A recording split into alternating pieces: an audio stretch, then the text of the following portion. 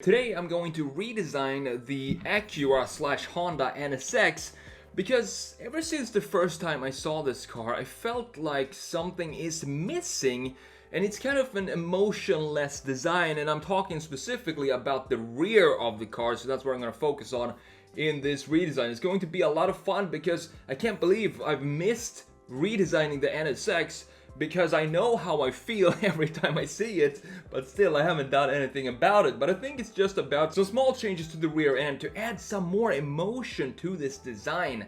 So that's what we're gonna do in this video. But before we do that, I wanna explore more and show you exactly what I mean when I say that it lacks emotion in its design. So here we have the Acura NSX right here, and this is of course the front view, because I wanna show you the front first to compare to the rear. I think it's a huge difference if you look at the front, the dynamic feeling and the styling and the overall design and graphics of the front, and then you compare it to the rear, and all of that kind of gets lost for some reason. So I want to take some of the feeling of the front here and apply it to the rear end of the car. As you can see, we have a lot of curvatures here. We have this hood. It feels like this hood right here, it's kind of an edge, and from underneath this edge here, this whole thing sticks out. So there is a second layer underneath the hood that kind of pops out, and that would be the black trim pieces and the chrome piece right here. There is typical Acura grille, this piece right here.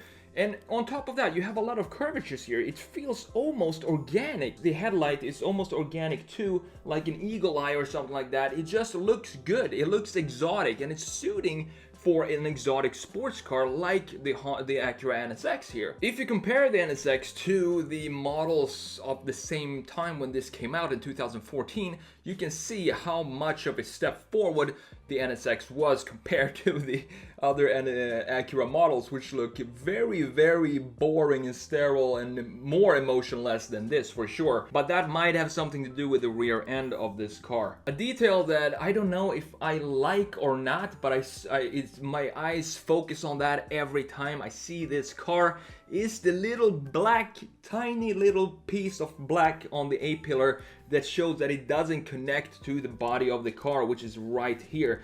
I'm not sure why they made this little piece black, but it feels as if it should be red all the way down. But this might be one of these things that that adds to the artsiness of the car, because art is supposed to invoke a feeling, and when I see that, the feeling I feel is I get annoyed. Another cool thing about this design is this integrated C-pillar wing, where of course the wind goes past that and creates some downforce.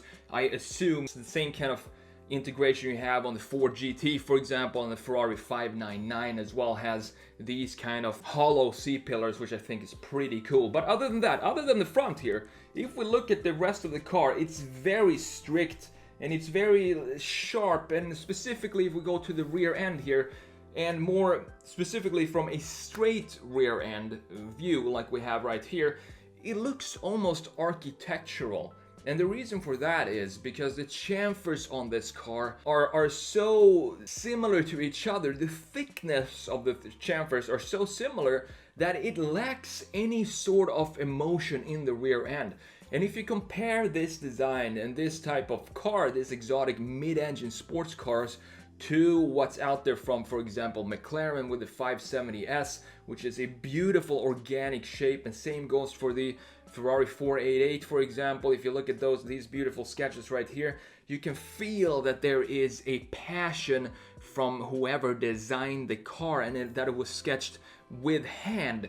But if you compare those cars with the rear end of the Acura NSX, this feels like it's been designed by an engineer, which is a little bit more cold, or an architect, which is a more cold approach to the lines and to the design and graphics of the car than you would have if you had a designer that was sketching this with a pen and paper. Having lines like this and chamfers like this, specifically the chamfers, it's very, very architectural, because you have the same kind of thickness here on this chamfer, and then a almost same thickness here on this chamfer here as well, and then you have almost parallel lines going here, which create a very static looking rear end, because this distance is the same right here. This in combination, this huge panel here of body surface needs to be broken up. So what I want to do is add some sort of mesh onto this piece right there to break up this massive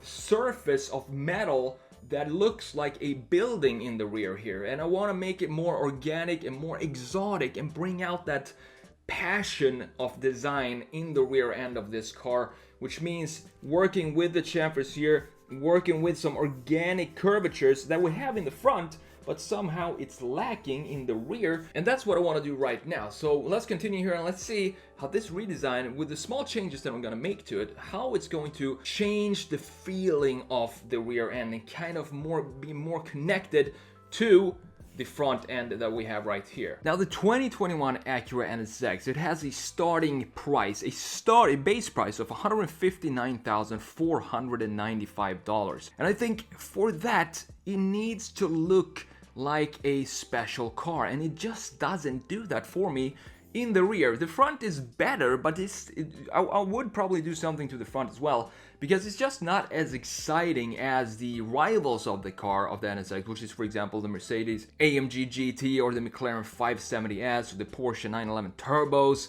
And all of these, they feel special, but this NSX, it feels more clinical. It feels like it doesn't feel like it has a soul. And I think that has a lot to do with the early design process of the car. And Acura in general just has this clinical touch or feeling of it across the brand. And I think that spilled over too much for the NSX. But the spec of the NSX here is it has 573 horsepower. However, it cannot outpace some of the rivals such as the Audi R8 or the 570S. It does 0 to 60 miles per hour in about 3.1 seconds, thanks to the 3.5 liter turbocharged V6 with 3 electric motors for a total output of 573 horsepower. And this is hooked up to a 9-speed dual clutch automatic transmission and all-wheel drive. However, what the NSX does better than pretty much any of the other competitors is the comfort and the use as a daily driver. This can be either a supercar if you put it in that mode, or it can be a very, very comfortable daily driver in quiet mode. But overall, let's talk about the infotainment here as well. The car feels dated for a 2021 model. You have a 7-inch touchscreen infotainment system, and it is hooked up to an ELS Studio 9 speaker stereo. However, the interface of the system is outdated, and it's taken from a lot cheaper Acuras and Hondas and put into the NSX. So the conclusion here is I hope Honda and Acura is going to create another NSX. I'm not sure, I haven't heard if they're going to do it or not. Then add some more passion into the design, and of course update all the technology that's been around since 2014. So what I'm doing here with the design is I want to add some more passion into this design. That's the baseline of this whole redesign here, is to add some more human touch to the rear end of the car. I think the front looks pretty good. It looks a little too normal for an exotic in this price range, 150k plus. But the key changes that I wanted to make is to reduce the architectural, the building feel of the rear end, and make it more into make it more artsy, to have some styling for the sake of just styling, which is typical Japanese, and it's okay to do on an Asian car. This would not be okay to do on a Volkswagen or Audi, for example, where everything needs to have a specific purpose with their thick books on how to redesign or how to design Audis and Volkswagen. But in Honda and Acura, I think they have, and Hyundai and all these Korean brands, Kia, they have a lot more fun designing their cars, so we can have a lot more fun adding some touches to the rear end of this car as well. So what happened here? I'm going to walk you through what I wanted to do. I wanted to take away the architectural 3D CAD feeling of the rear end, like someone has just put out a few blocks of material and then just combine them and boom, you have the rear end of the Acura NSX. Wanted to remove that and bring in some hand styling in this car. So since this is an Acura, it's a Japanese company obviously, and Asian car companies, they do have a tradition of styling their cars for the sake of styling, simply for the sake of styling, and not like the Germans, where every single little line and detail needs to have a specific purpose in the design or in the brand identity. You can actually add some lines to these cars to these cars that don't really have a specific function. So for example, I added some line flow here to this car, like to this part right here, and break up this big massive parallel lines that goes there to break it up and bring in some dynamic feeling in this car. And you can see that these lines then connects down here to the exhaust tips right here, to the side of the exhaust. And I did have a lot of problems with the exhaust. I didn't know if I want to redesign the exhaust, add some round exhaust, or what I wanted to do, where I wanted to place them, as you could see in the redesign. But the thing is, when I added round design or exhaust pipes to this car, it didn't work with the rest of the car, because overall it's a pretty sharp looking design. You have a lot of sharp edges and corners and not a lot of round objects. So this exhaust, stock exhaust, I think works the best for this design as well. So that's one of the changes I did. And then I added this big chamfer down here. And the reason for this is because on the stock NSX you have a chamfer that goes, but it's the same kind of width all around here, and having parallel lines, as I've said before, in my opinion, especially if you're going to have a, first of all, a Japanese exotic, which both of these words together, they mean a lot of styling and emotion in the design.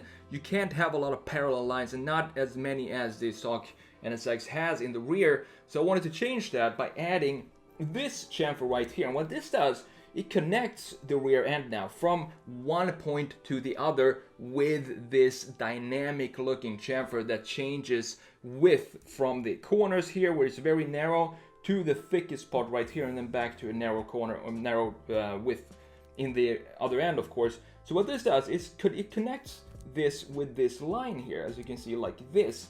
So we have almost a continuous chamfer that goes there, which is broken up by these wings that we have on the stock design, of course. And one other big thing that I think makes just a huge difference on this design is adding something that breaks up the massive surfacing that's in between the lights. Because in the stock NSX, I think that is the biggest problem with the rear end.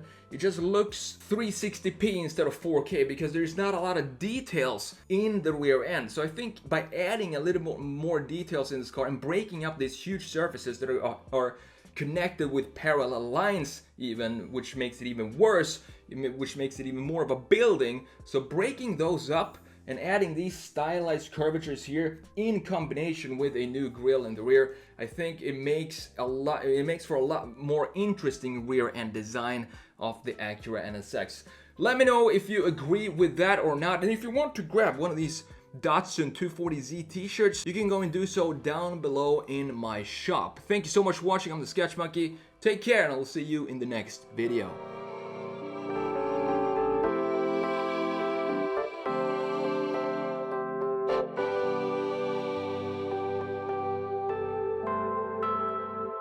Bye.